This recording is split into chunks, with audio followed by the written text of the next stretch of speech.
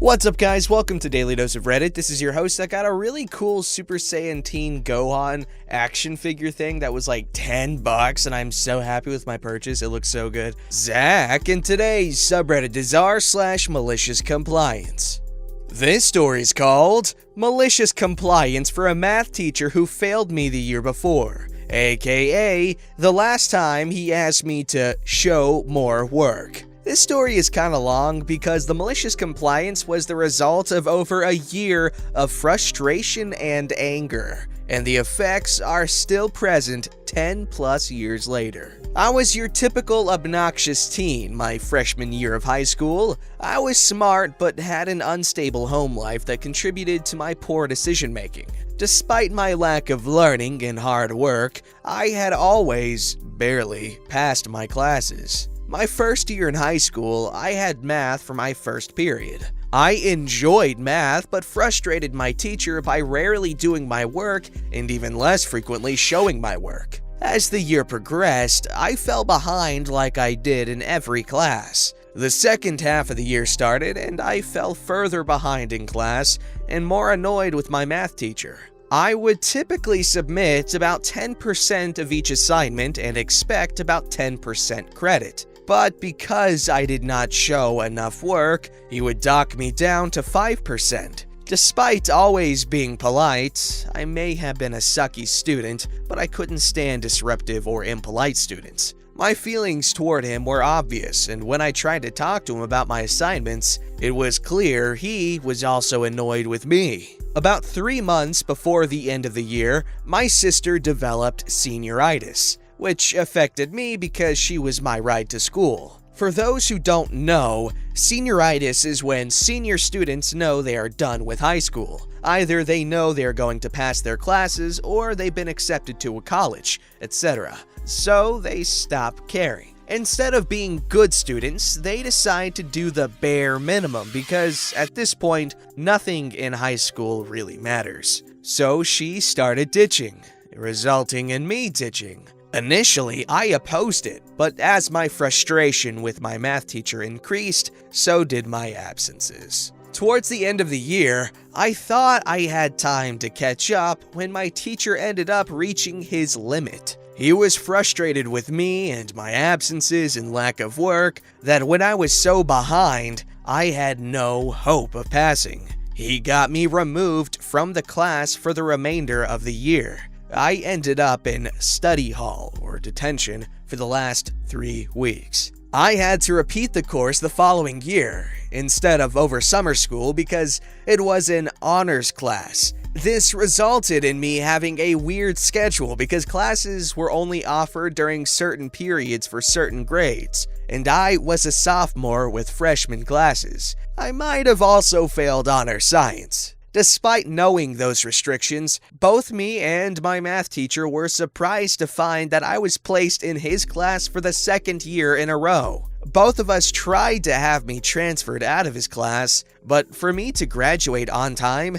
there were no other options. The humiliation of my previous year was enough to make me incredibly motivated. I was determined to do well enough that even if he hated me, he could not have me removed again. I made sure to do every problem for every assignment and turn them in on time. Despite all my effort, my grades were mediocre. My teacher only gave 1 point for the correct answer, but typically 5 to 7 points for work, and he marked me down all the time. I talked to him, argued that I showed enough work for him to follow, but no matter what I tried, all he would do was tell me to show more work. A large part of the reason I hated showing work was because I had terrible handwriting. I previously went to a school that required all of our writing to be done in cursive, so I spent years only writing in cursive. I actually enjoyed writing in cursive, and my cursive is beautiful. When we moved for my dad's job, my new school district gave cursive assignments automatic zeros because they were too hard to read. So after years of writing in cursive, assuming I'd never need to print again, I now had to print everything, and my handwriting never recovered. As a result, to submit legible assignments, I try to write as little as possible. My handwriting is still ugly. After my grade on the first test did not match what I felt I earned, my frustration grew into outright hostility. It seemed that no amount of hard work would get me a good grade. I finally decided that if I was gonna be miserable, I would make my teacher miserable too. After trying to spare him the atrocity that was my handwriting, I finally decided to comply. If he wanted to see more of my work, I would show him all the work. No more would I need to remove confusing and ugly work. No longer would I erase incorrect attempts scribbled across the page because my handwriting was so bad I couldn't write straight. No longer would I rewrite only the relevant work in easy-to-follow columns. I would write so much work, it would be obscene. I started writing out every single possible step, one by one with labels. If I messed up, I would leave it and rewrite it somewhere else. On every worksheet, I would run out of the allotted room and cram my remaining work into the margins because he did not believe in scrap paper. My assignments went from a few formulas and legible bits of work to cluttered nightmares. Every bit of white space was filled, often spilling onto the back of the paper because there was not any room left. Homework assignments went from being 2 to 3 pages to 10 to 15 pages, sometimes more. All my assignments were just pages and pages of nearly illegible, ugly, chaotic work. I figured it would take a month of this before he broke and asked me to write less because reading and grading it was such a chore. About 3 weeks in, I got my first assignment back. It was higher than any other grade I had received in his class. I was a little shocked, but he figured he did not have time to be annoyed yet. During the following week, all the assignments I received were scored similarly. Then he finished grading the second test and asked me to come talk to him about my grade. I was preparing my speech about malicious compliance as I sat down in the chair by his desk, but decided to wait for him to speak first. He handed me my test. It was covered in chaotic work, equations, and letters all over.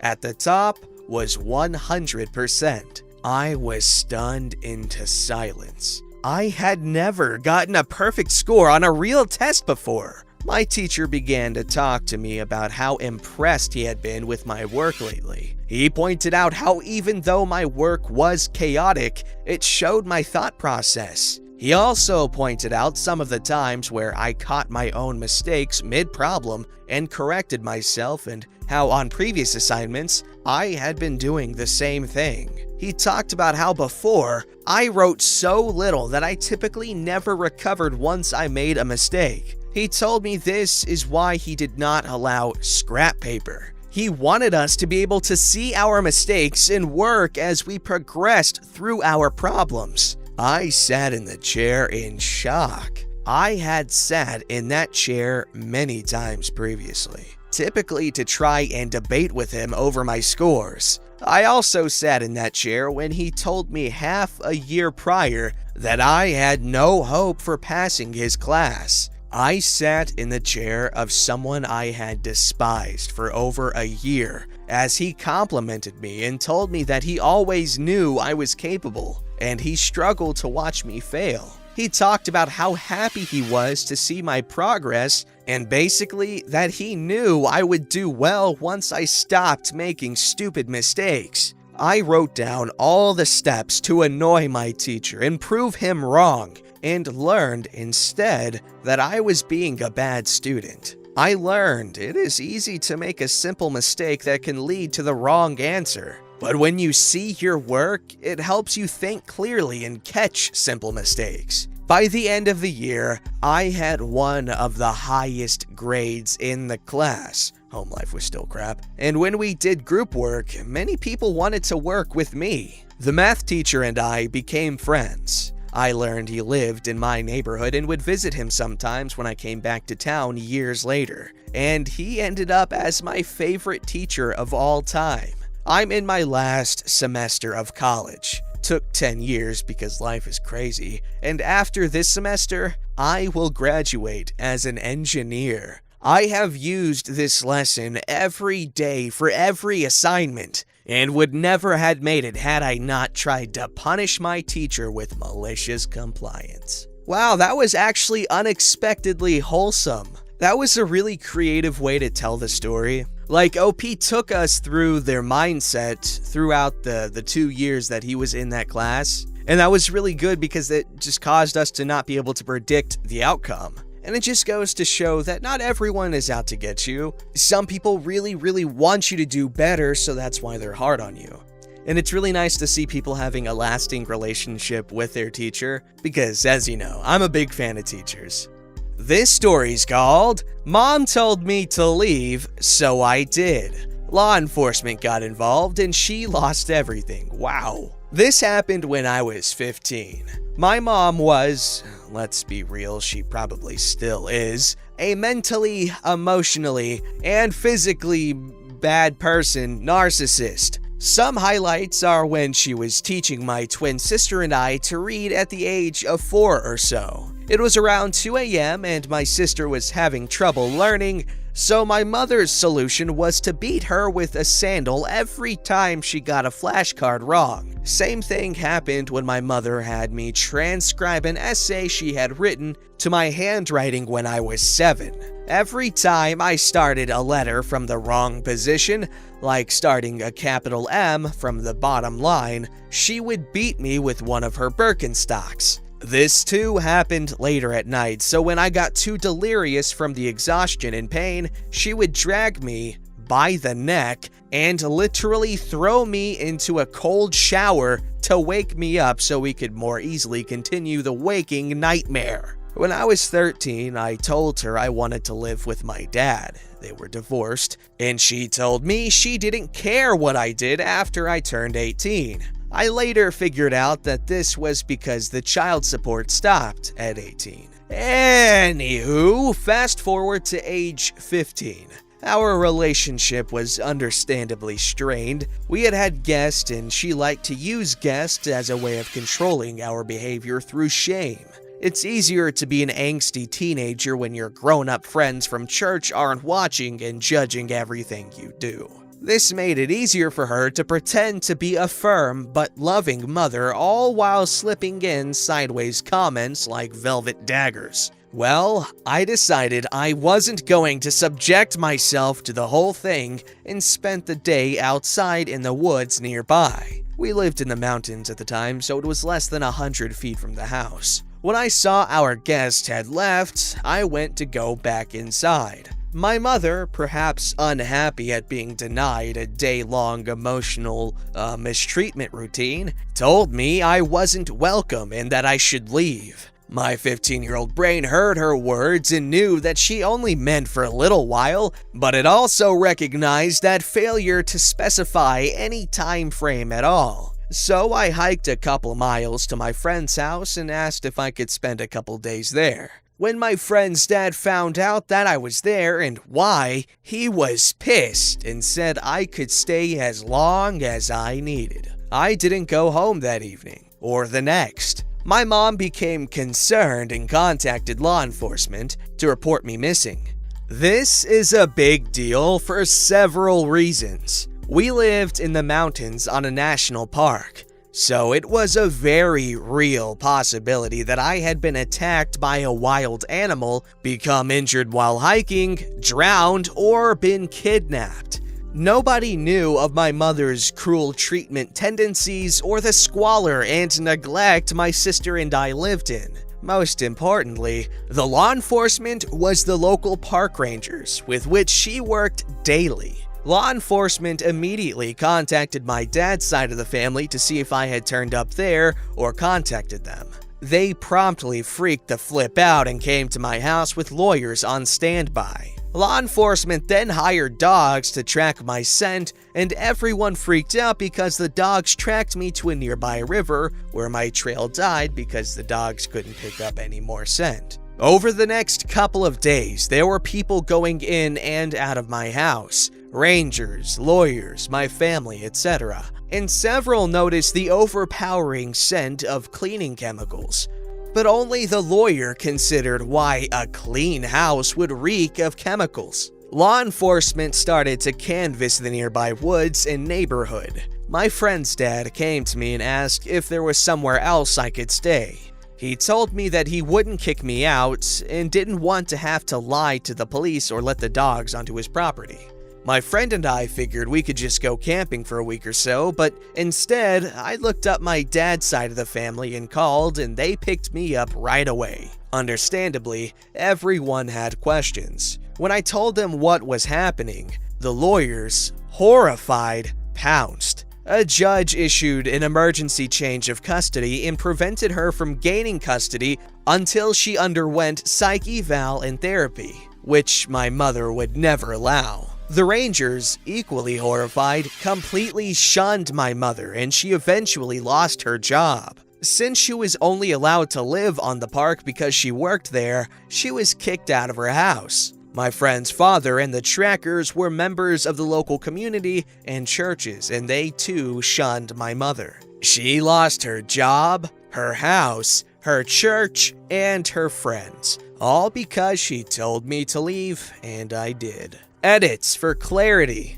I'm 32 now, this happened a while ago.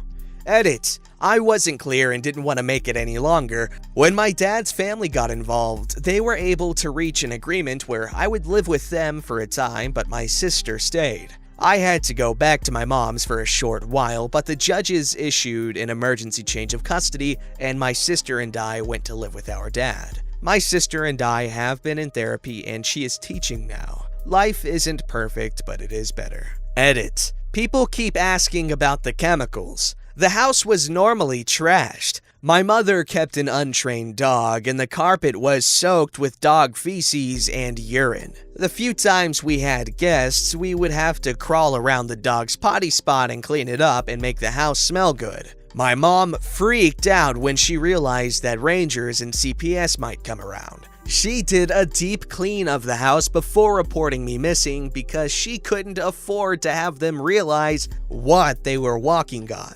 Dear God, that's disgusting. Well, their mother definitely was not fit to be a mother because, wow, that sounds horrible. I'm glad everything eventually got better and worked out in the end. The power of malicious compliance knows no bounds. Don't forget to like, subscribe, and hit that bell to never miss an episode.